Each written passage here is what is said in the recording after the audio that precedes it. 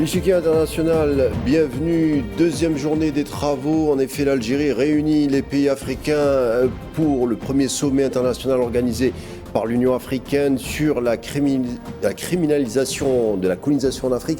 De très nombreux diplomates, historiens et juristes réfléchissent à propos d'objectifs précis qui seront retenus lors du sommet d'Alger, avec la fameuse déclaration d'Alger. La demande principale est la reconnaissance juridique des puissances européennes dans les crimes commis durant la colonisation à l'endroit des populations. Les pays du continent exigent des réparations financières de plusieurs pays, dont la France, pour la spoliation des biens, l'exploitation des richesses naturelles ou même des pièces d'art au détriment des pays africains avec leur population. La France a été visée particulièrement lors de l'allocution du ministre des Affaires étrangères, Ahmed Attaf, qui dira « l'Afrique a le droit d'exiger des réparations pour les crimes coloniaux et non, la colonisation n'a pas été une mission civilisatrice comme le disent certains. Excuses, repentance, indemnisation, reconnaissance des crimes coloniaux au-delà de la symbolique. Comment traduire la chose en droit international? Dit simplement, comment contraindre les anciennes puissances coloniales à prendre leurs responsabilités juridiquement parlant? Menu du jour pour notre rendez-vous. À tout de suite pour en parler.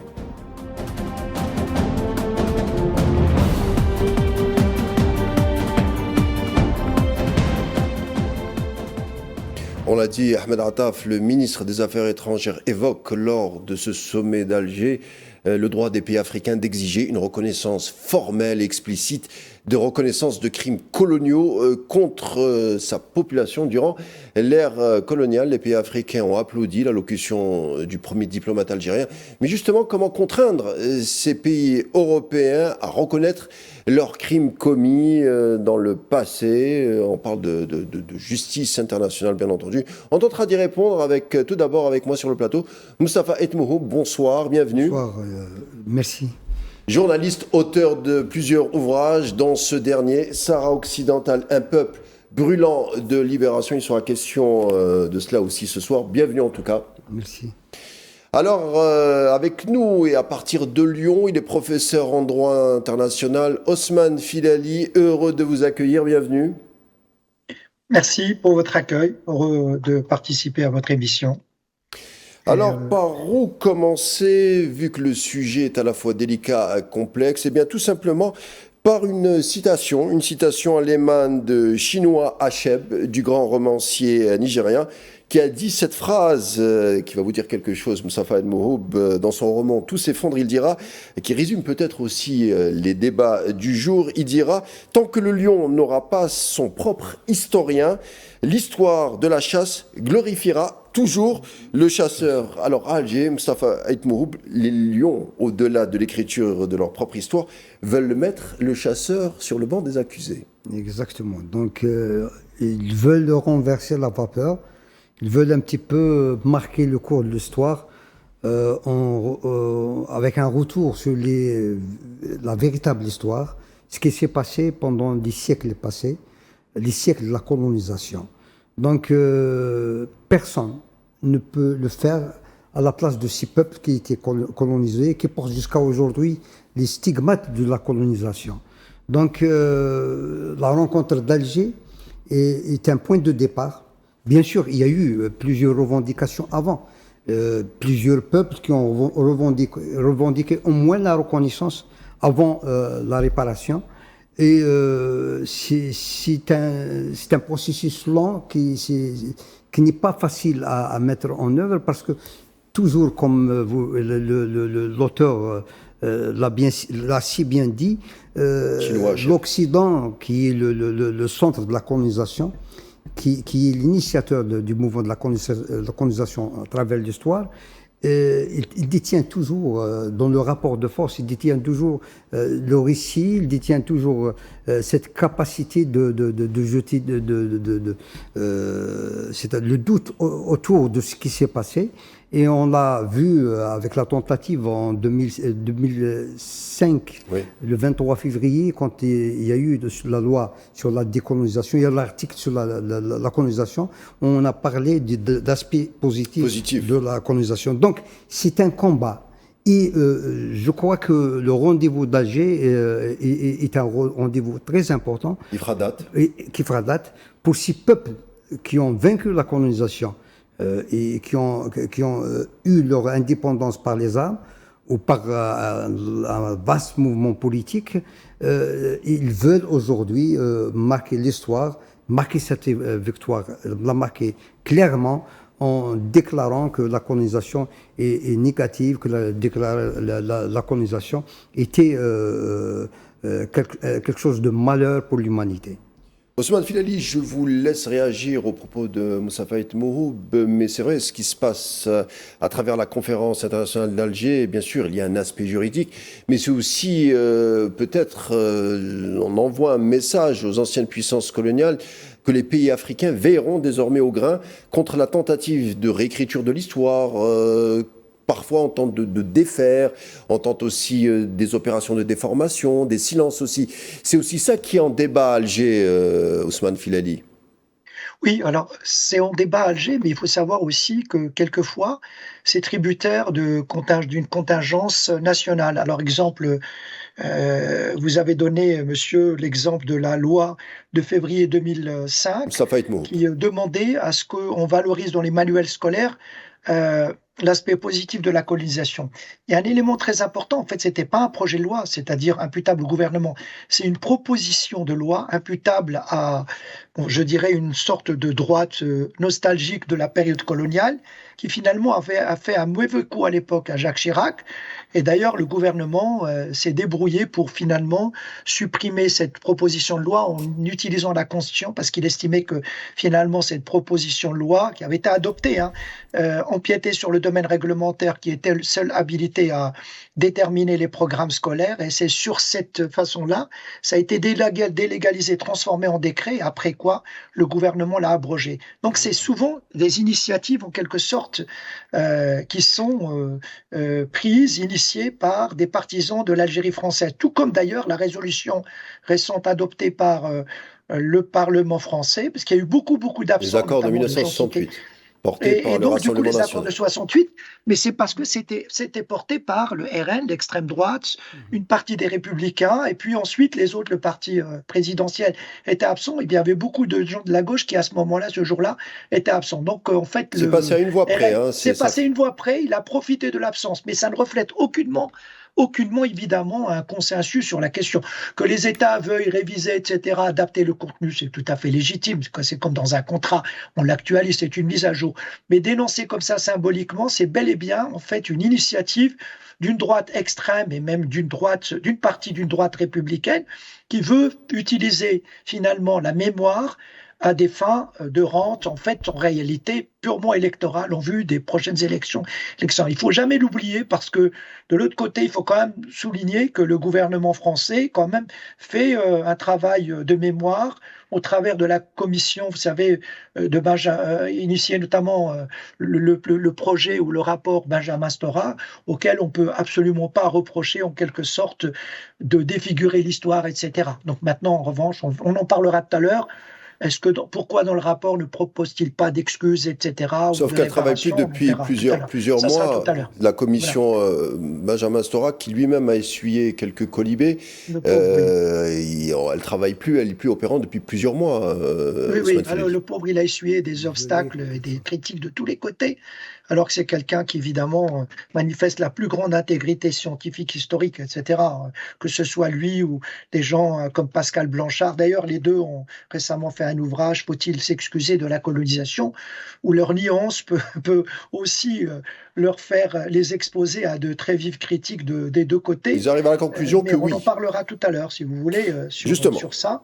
Voilà. Alors, on rentre dans pardon, excusez-moi, je vous en prie, rajouter. Oui, il est légitime que les pays colonisés portent en quelque sorte ensemble, dans le cadre d'un consensus, finalement, la question de la colonisation pour dire que, comme on n'a pas excusé les crimes contre l'humanité, comme on n'a pas excusé les génocides, comme il y a eu un tribunal à Nuremberg, comme on a jugé les génocidaires du Japon, du Rwanda, des Khmers rouges, etc., il convient en tout cas de faire le procès. Donc c'est le point de vue, et la conférence d'Alger, en quelque sorte, c'est une sorte, on va dire, de catalyseur. Ce n'est pas la première conférence qui demande, mais en l'occurrence, c'est une sorte de prise de conscience qui demande à être traduite en action juridique. Voilà, c'est Alors ça la justement, différence.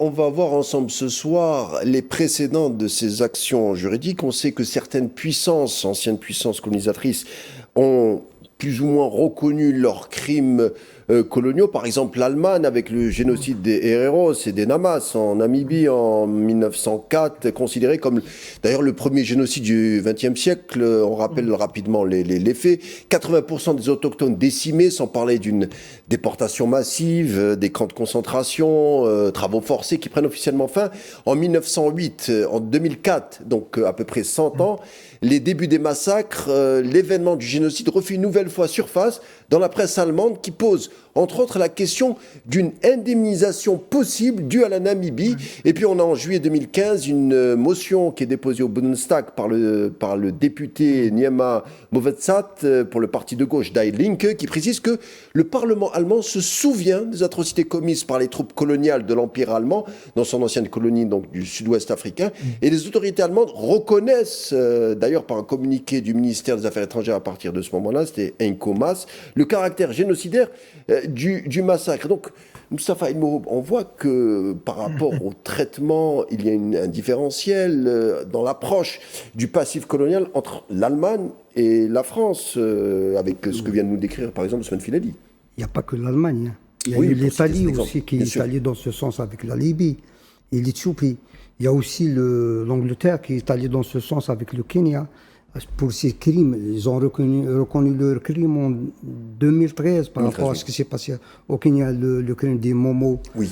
Donc tout ça, on voit il y a d'autres puissances colonialistes qui Il y a vont d'autres dans le manières sens, de traitement. oui, de la reconnaissance un petit peu du fait de la colonisation et tout ce qui en découle de la reconnaissance, parce qu'il y a beaucoup de choses qui vont, la réparation et tout ça.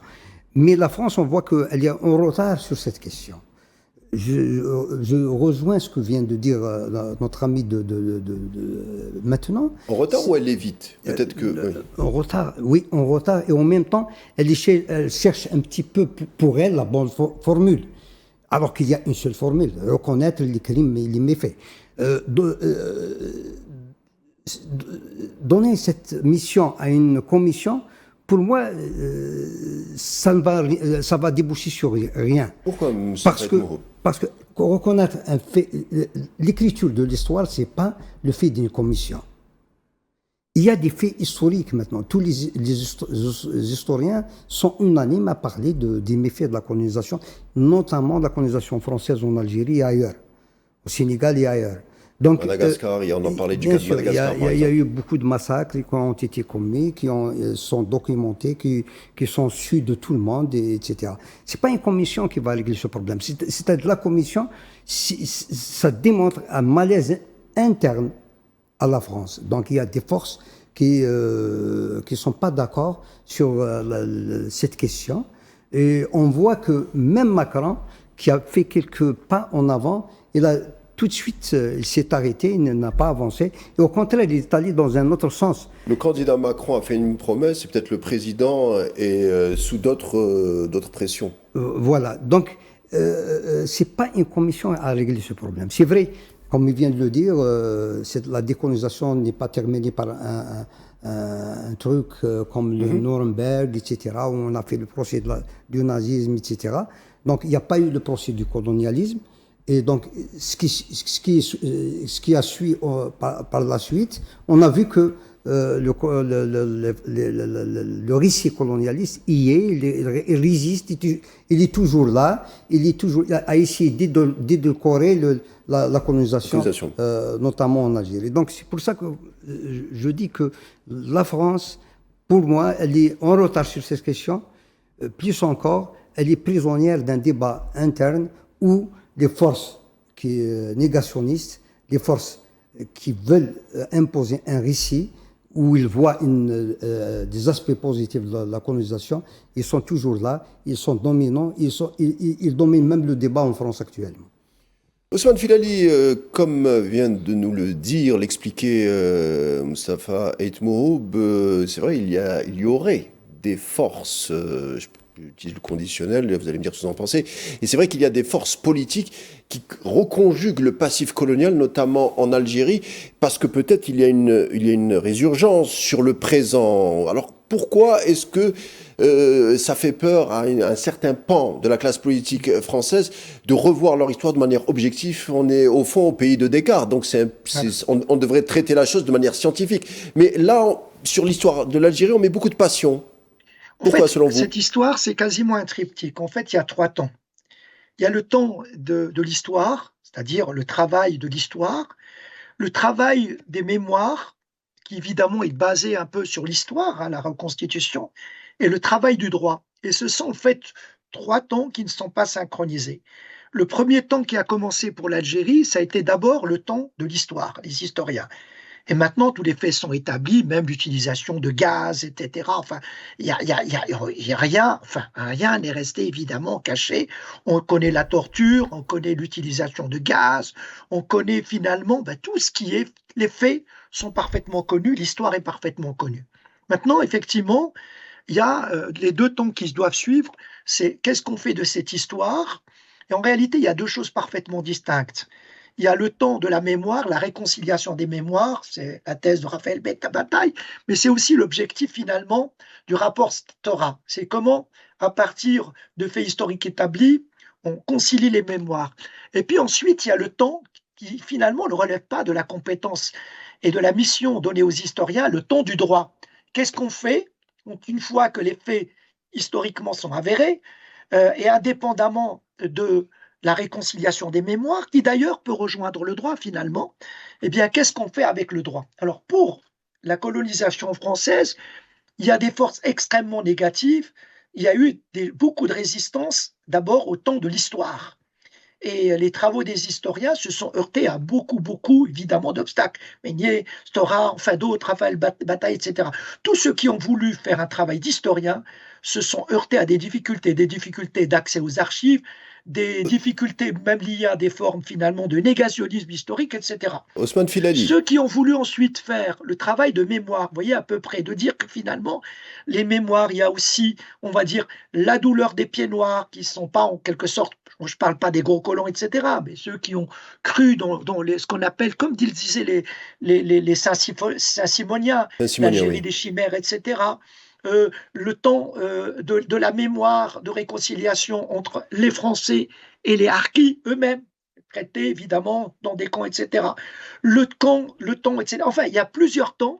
Et ça, ce travail-là. Et vous êtes en train de nous dire au fond qu'il y a presque plusieurs mémoires. La question de fond, est-ce qu'on peut réconcilier ces mémoires? On a donné, j'ai fait exprès de parler de l'Allemagne, l'Allemagne qui s'est essayée tardivement à la colonisation dans de nombreux points d'Afrique. C'est pas si brillant que ça, l'Allemagne. Oui, je termine, vous allez me répondre. L'Allemagne s'est essayée tardivement à la réconciliation, mais même c'est vrai qu'il y a un lien, par exemple, avec le général von Trotta, qui a appliqué un vrai programme de massacre. On dit que c'est lui qui a inventé le camp des concentrations. On sait que le père de Göring, qui est aussi à Séville, en Namibie, on retrouve son rejeton dans les événements qu'on connaît. En tout cas, en termes de mémoire, l'Allemagne fait un pas et impose un traitement qui semble aller vers la réconciliation, en tout cas la reconnaissance de la responsabilité. Concernant la France, le comparatif est assez important pour qu'on en parle et qu'on voit qu'il y a quand même... Je ne suis pas persuadé que l'Allemagne... Donnez-moi votre avis, je vous en prie. En réalité, sur l'Allemagne, puis après on revient sur la France. Non, comparaison n'est pas raison, attention, je compare pas. Oui, bien sûr. Ouais. Non, mais en fait, sur l'Allemagne, quand on regarde bien ce qui s'est passé pour l'Allemagne, sa reconnaissance, ses excuses ne se sont pas accompagnées d'une reconnaissance de responsabilité internationale. Et ce qui a été qualifié d'indemnisation, ce n'est pas une indemnisation, c'est juste une sorte de compensation purement morale financière, je crois autour d'1,1 milliard, qualifié de geste politique. Mais en aucun cas, l'Allemagne refuse jusqu'ici de reconnaître ses responsabilités. Vous voyez?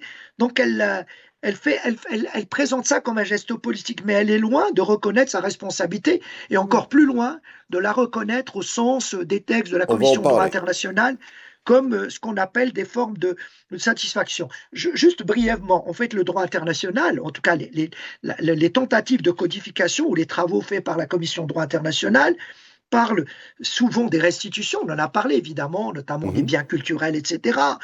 Ça concerne aussi la colonisation de l'Égypte pour des choses qui se trouvent au British Museum, etc. Enfin, au Louvre, la restitution de tas d'œuvres d'art, etc. Les indemnisations, et là, vous allez voir qu'il n'y a pas du tout de précédent, et la satisfaction.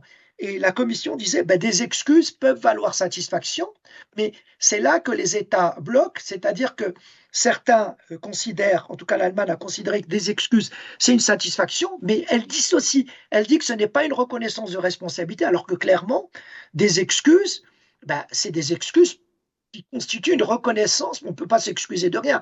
Elle s'excuse d'avoir en tout cas commis le génocide, mais pour autant, elle ne s'excuse pas d'avoir colonisé, il faut le savoir, et ne présente jamais sa démarche comme étant une démarche de reconnaissance de sa responsabilité. Mais en tout cas, c'est vrai que peut-être qu'il y a plusieurs étapes, mais peut-être que l'Allemagne est en train d'ouvrir une séquence. Il faut peut-être des années avant d'aller vers une reconnaissance pécuniaire. Voilà, la France n'en est même pas là. C'est-à-dire, on n'ouvre même pas le débat. Par exemple, quand on voit ce qui s'est passé. Quand je vois l'Allemagne se comporter comme elle s'est comportée avec le génocide en direct des Palestiniens, elle n'a tiré aucune leçon de son passé d'État qui a commis des génocides. Alors, on fait bien d'en parler, c'est-à-dire d'un côté... au cours du XXe. Donc, parlons de la France. Moi, je ne suis pas aussi optimiste que... Parlons de la France. La France, il y a des blocages sur, d'abord, le travail des historiens qui est systématiquement critiqué par quasiment finalement une droite néocoloniale, mais même qui a fait des héritiers, c'est-à-dire on a des jeunes de cette droite néocoloniale. Bardella, vous voyez bien, il est jeune, quoi, il n'a pas connu la guerre d'Algérie, etc. Il a des liens avec l'Algérie, c'est ça aussi qui est marrant. Nostalgique des colonies et qui utilise toujours la même expression, pas de repentance, c'en est fini de la repentance. Même Nicolas Sarkozy disait, non, pas de repentance, etc. Donc vous voyez bien, c'est pas le cas de Jacques Chirac. Et en tout cas, cette notion, il n'est pas question que la France s'excuse de tout et de n'importe quoi. Vous imaginez à peu près le mépris et le déni. Donc il y a déjà ça, le refus de l'établissement du fait historique et qui explique que même le pauvre Benjamin Stora, qui a fait les choses objectivement, s'est heurté à énormément de critiques. Le temps des mémoires, vous voyez bien que les mémoires sont vues comme une concurrence des mémoires et même une hiérarchie des mémoires. C'est-à-dire que dans cette mémoire, on tient compte de la mémoire des harkis, etc., trahis par la France. On tient compte finalement des appelés, des soldats français. Et en 2002, si on a qualifié les événements d'Algérie en guerre d'Algérie, c'est pas pour l'Algérie, c'est uniquement pour reconnaître que les soldats français, les appelés d'Algérie, ont fait une guerre. C'est pour leur reconnaître leur statut d'anciens combattants. Ousmane Filali, je vais vous laisser poursuivre. Mais quand certains historiens travaillent sur le passé colonial en France, ou tentent même de susciter le débat, une levée de bouclier s'organise avec le mot lâché, c'est-à-dire halte à la repentance. L'Algérie n'a jamais demandé de repentance. C'est un mot qui enfume les débats.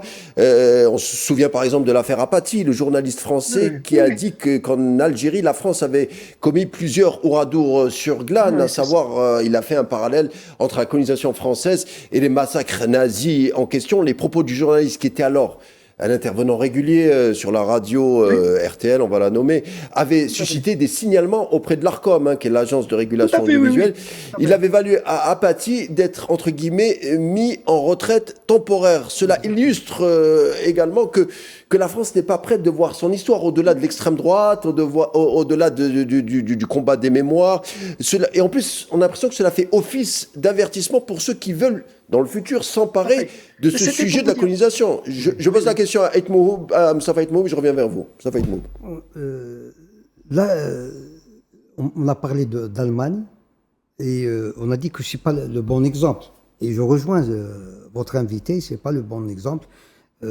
Mais ça dénote au moins qu'il y a un retard, comme je disais tout à l'heure, sur cette question. En France, il y est encore davantage. Et vous venez de parler de l'affaire d'Apathy. L'affaire d'Apathy est symptomatique d'une mentalité, d'une vision dominante aujourd'hui en France. C'est parler du cas de l'Algérie, parler de la colonisation en Algérie, c'est presque quelque chose d'interdit parce qu'on vous tombe dessus à bras raccourcis. Et le gars, il a payé cash sa position, sa déclaration. Donc, aujourd'hui, je reviens à ce que je disais tout à l'heure, et je rejoins toujours votre invité quand il parle un petit peu de ce décalage au niveau de la reconnaissance. Il dit que l'Allemagne, c'est pas le bon exemple. Aussi, la France n'est pas du tout le bon exemple parce qu'elle est en retard sur cette question. Il y a eu des tentatives de l'Allemagne, on l'a dit tout à l'heure, d'Angleterre et de l'Italie. Et tout ça n'est pas traduit sur le plan juridique, c'est le droit international pour intégrer ça et parler d'indemnité, etc. Et plus jamais ça, le fait colonial, jamais ça. Donc, de mon point de vue, on est toujours dans l'ère coloniale. L'ère coloniale, le temps, je parle de temps historique et de temps mémoire, de temps réel, on est toujours dans le temps colonialiste. C'est-à-dire, on n'a pas encore parlé suffisamment de la colonisation pour dire tous les méfaits de la colonisation et pour, c'est-à-dire dire un fait avéré que voilà, la colonisation a fait ça et ça et ça et ça. On doit s'en excuser et on doit, pardon. Donc, on est dans ce stade, dans ce temps-là, c'est-à-dire la colonisation est toujours là. Il y a d'autres pays qui sont colonisés aujourd'hui. On utilise toujours la force pour régler les problèmes politiques entre les pays. Et jusqu'à aujourd'hui, au niveau de l'ONU, en dehors la résolution 1514, on n'a pas grand-chose. On a la 1514 et pas autre chose. On va en parler, Moussa Faïd Mohoub, Ousmane Filali. On revient aussi pour continuer les échanges après cette coupure publicitaire. À tout de suite.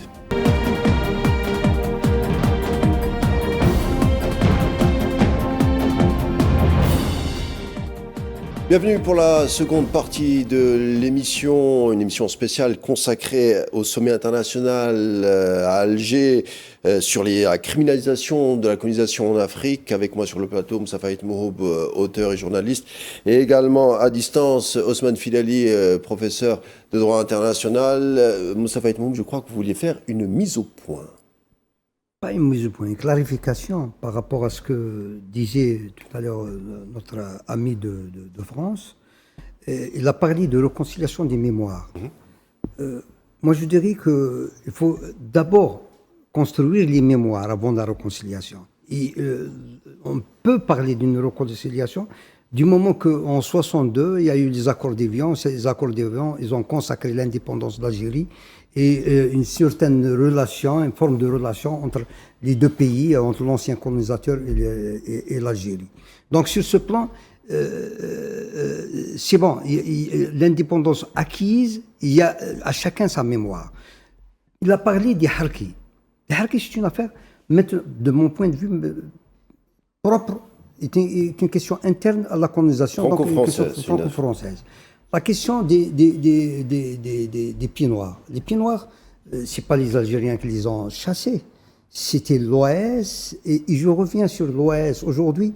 S'il y avait une volonté de la part de la France, de l'État français, d'aller dans le sens de réconcilier les mémoires, on aurait au moins déboulonné toutes ces statues qui sont faites pour glorifier les criminels de l'OAS. Et ce sont eux qui étaient derrière cette histoire des pieds noirs qui sont partis précipitamment en 62. Alors que les accords d'Évian leur permettaient de rester. De les protéger. Donc, sur ce plan, la réconciliation des mémoires ne peut avoir lieu dans des conditions pareilles, sauf s'il y a une reconnaissance. Et encore, les Algériens n'ont jamais demandé une repentance, parce que la repentance, c'est un terme religieux qui signifie autre chose que ce que demande l'Algérie. L'Algérie demande, justement, et les Algériens demandent une reconnaissance par la France officielle du fait de la colonisation de ces méfaits. Ousmane Filali, peut-être vous voulez répondre. C'est vrai que on parle d'histoire de France, on parle de repentance. On sait que, par exemple, si on laisse un peu la question de la colonisation de l'Algérie, c'est vrai que, par exemple, la ville de Bordeaux à des rues consacrées à des responsables de la traite négrière. On sait que aussi la Mauricière, il a un tombeau dans la ville de Nantes. Enfin, il y a quand même une réécriture. Enfin, l'histoire n'est orientée quand on écoute certains responsables français. On est obligé de l'admettre, Ousmane Filali, vous qui vivez en France et qui êtes spécialiste du droit. Écoutez, en 2000, nous avions fait une tribune avec des collègues, Guerre d'Algérie, la justice reste à faire. Et nous nous étions offusqués de ce qu'une commune d'Alsace avait donné le nom de Bijar à l'une de ces rues. Et donc, en fait, en réalité, nous pensions avoir des réactions très négatives. Nous avons reçu des tas d'insultes et de menaces, mais lors du conseil régional, donc des élus avaient lu cet article-là en disant effectivement, comment peut-on glorifier finalement des tortionnaires, d'accord? Et la même chose, quand Ossarez avait sorti son ouvrage, etc., il a été condamné pour apologie finalement je crois, de crimes de guerre ou de torture. Oui. Le fait n'était pas punissable, il était prescrit selon les propres lois françaises, qui c'est au amnistie, mais le fait de faire l'apologie. Donc en fait, à cette époque-là, ce sont les historiens qui ont permis d'établir le fait que Bijar, que Massu ont commis des crimes de guerre, qu'Ossarez était un tortionnaire, etc.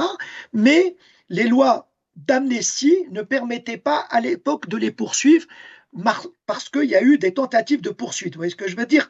Des descendants des victimes. Ça, c'est le temps juridique.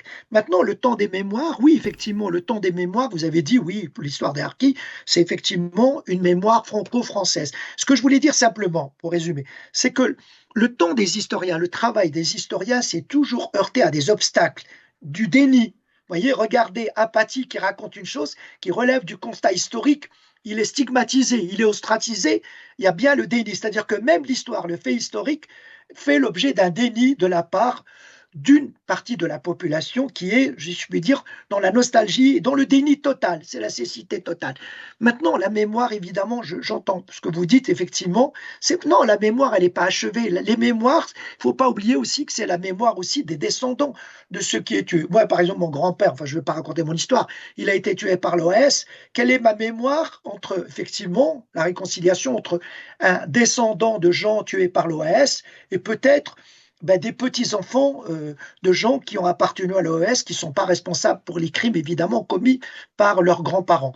Et puis, le temps du droit. Alors, malheureusement, vous l'avez dit, le fait historique, le temps de l'histoire, fait l'objet d'obstructions systématiques, on dirait en droit dilatoire, de la part de beaucoup de gens en France, d'accord? Il n'y a pas la volonté de voir son histoire en face. Il y a une glorification de la colonisation, mais comme si on ne voulait pas voir les pages sombres la nation française. On ne veut voir que les pages blanches et on ferme rapidement les pages noires. Sur la mémoire, évidemment, c'est loin d'être fait. Et alors, sur le plan du droit, mais là, il y a un calcul tout à fait, je dirais, diabolique parce que ceux qui ont reconnu les massacres du 8 mai 45, 17 octobre 61, connaissent parfaitement les textes du droit international, et notamment, je voudrais citer la Commission de droit international dans son texte de 2001, donc elle parle évidemment des différentes formes de réparation, et la satisfaction, l'article 37. En fait, c'est dans la catégorie de la satisfaction que se trouvent les excuses. Mais on vous dit, les auteurs d'éminents internationalistes nous disent que c'est quoi finalement l'excuse? C'est un aveu de la violation, ou alors une expression de regret, ou une excuse formelle, ou de toute autre modalité appropriée. Mais attention, et c'est là que les dirigeants français sont toujours en quelque sorte, sont toujours en recul. C'est que une excuse peut certes constituer une réparation juridique, mais uniquement lorsqu'elle intervient dans un cadre où la responsabilité est reconnue. Et ce n'est pas le cas de la France. La France ne veut pas reconnaître sa responsabilité. La question de fond, c'est qu'on se demande s'il n'y a pas une orientation subjective quand il s'agit de certaines mémoires. On veut parler par exemple de la loi Gayssot. La loi Gayssot, par exemple, sur les événements de la Deuxième Guerre mondiale, on ne va pas revenir dessus. On sait qu'aujourd'hui, on criminaliserait tout travail qui remettrait en cause, entre guillemets, la théorie officielle. Ce n'est pas le cas, par exemple, pour l'Algérie. Donc, la France nous dit il ne faut pas faire une compétition des mémoires, mais apparemment il y a des mémoires qui sont plus sacrées que d'autres. C'est ça qui pose aussi le débat, on est obligé de le reconnaître, Ousmane Filali. Et on Ah l'a non, vu non, par non, mais il y a exemple au une concurrence génocide des à mémoires, vous Gaza. n'êtes pas le seul à le dire, hein. Il y a une concurrence des mémoires, une hiérarchie des mémoires, une concurrence des faits historiques et puis une concurrence évidemment des réconciliations, très clairement. Alors la question, en fait, c'est pas en réalité, y a-t-il finalement une stigmatisation de l'histoire coloniale de l'Algérie, un déni, etc. Il est là. La question, la vraie question, c'est pourquoi? Pourquoi pour l'Algérie, ça se passe de façon si particulière? Je pense que pour l'Algérie, ça se passe de façon très particulière parce que il y a les stigmates finalement d'une colonisation dont évidemment qui n'a pas été simplement génocidaire, mais elle a été aussi une souffrance, en tout cas des sources de dissension politique dans la France même.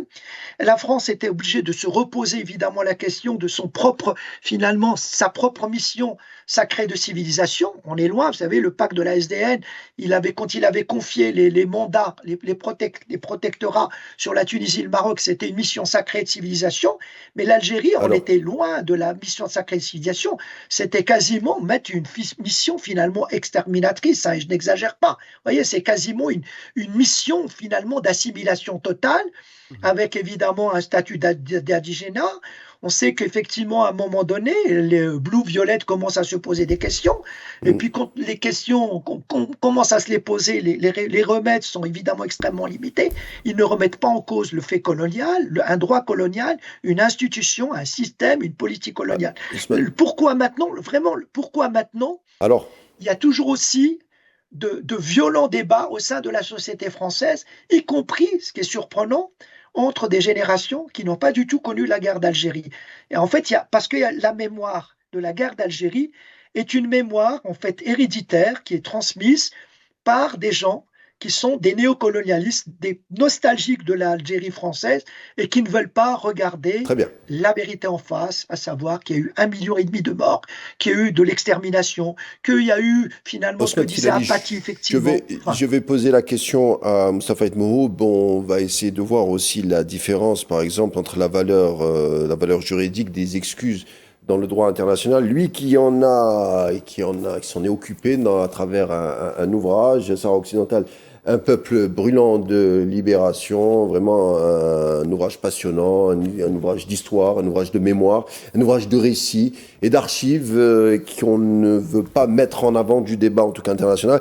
Alors, Moustapha Et Mohoub, l'Afrique, après ce sommet, les pays africains présents à Alger pourraient saisir la Cour internationale de justice afin de pousser ou contraindre les pays européens à reconnaître leurs responsabilités, sauf que dans votre livre, on apprend par exemple que parfois des diplomates sur qui s'exercent des pressions des diplomates onusiens quand ils veulent faire parler le droit ou qu'ils veulent faire la lumière sur des massacres ou de la colonisation. Vous nous parlez du cas de Horst Kohler en 2017, dont il est question dans votre livre. Quelques mots sur ce Horst Kohler.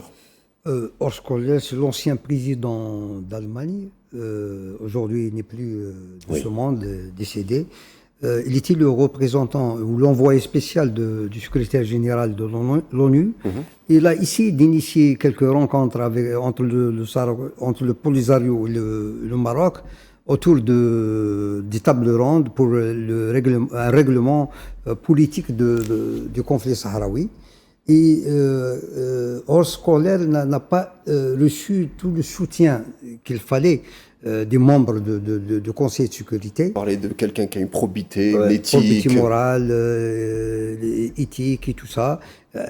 C'est un négociateur très sérieux qui était là et il voulait justement régler ce problème. C'est un peu le droit international personnifié, mais sur qui s'exercent des pressions des grandes puissances. Voilà, il y a eu des pressions contre lui, il a jeté l'éponge en cours de route.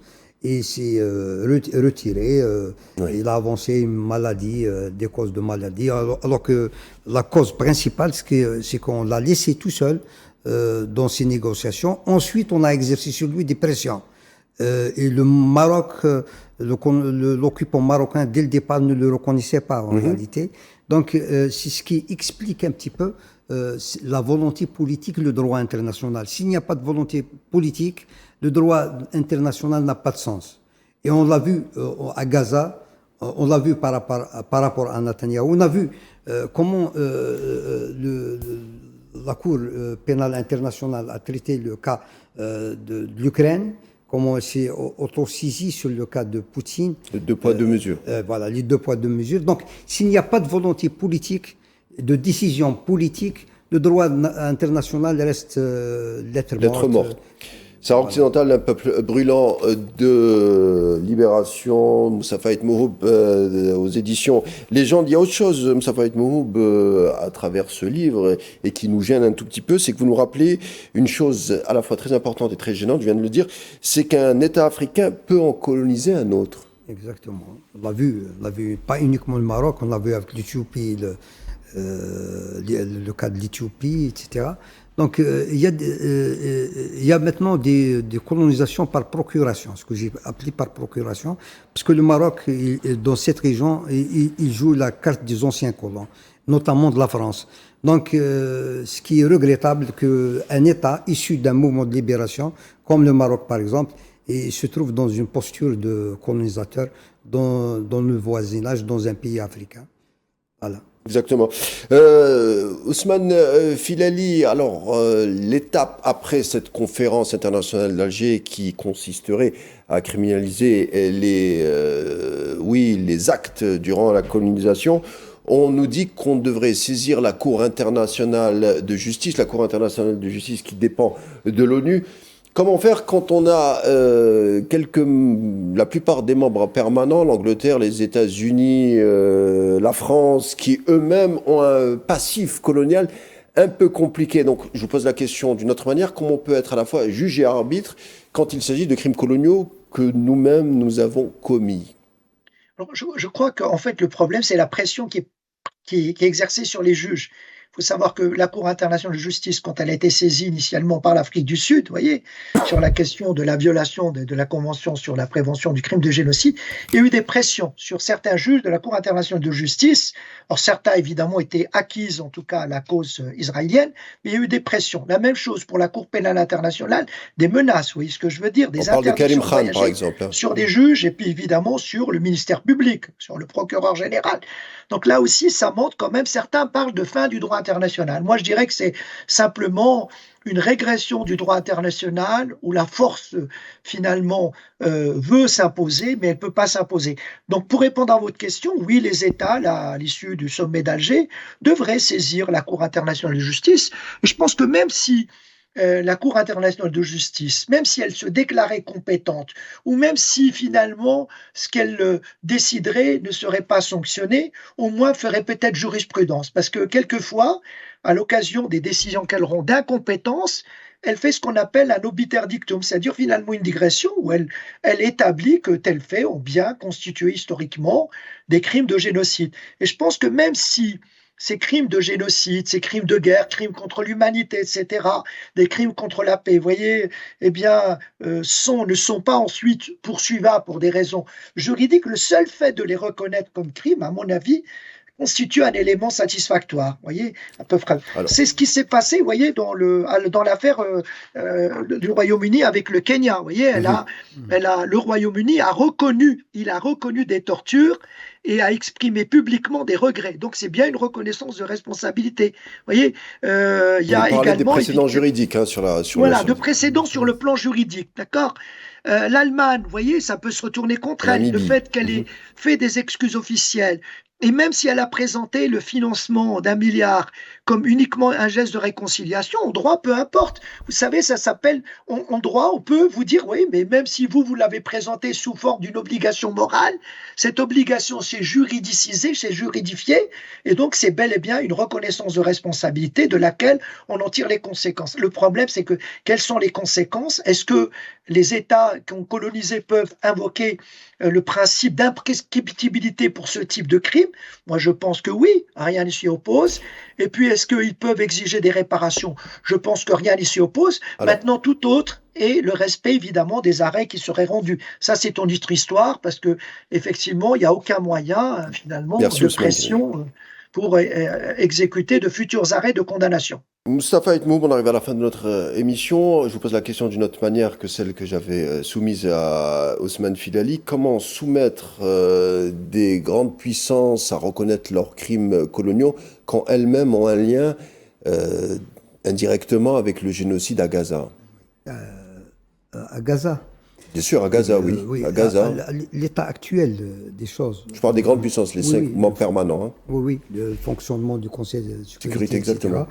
C'est très difficile de parler de reconnaissance dans ce sens ou d'admettre des faits comme ça, de génocide, etc.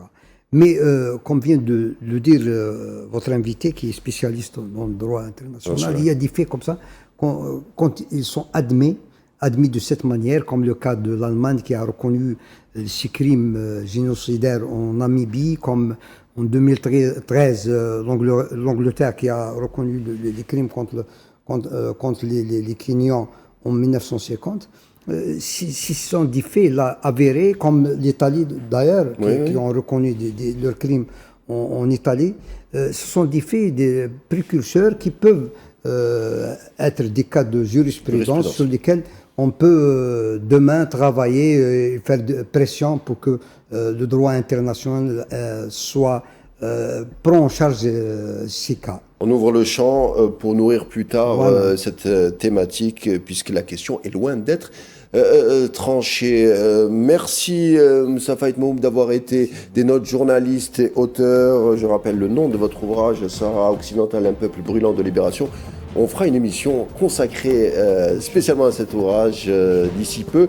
Je remercie également Ousmane Filali, professeur en droit international, d'avoir nourri les débats. Je vous dis à bientôt, Ousmane Filali.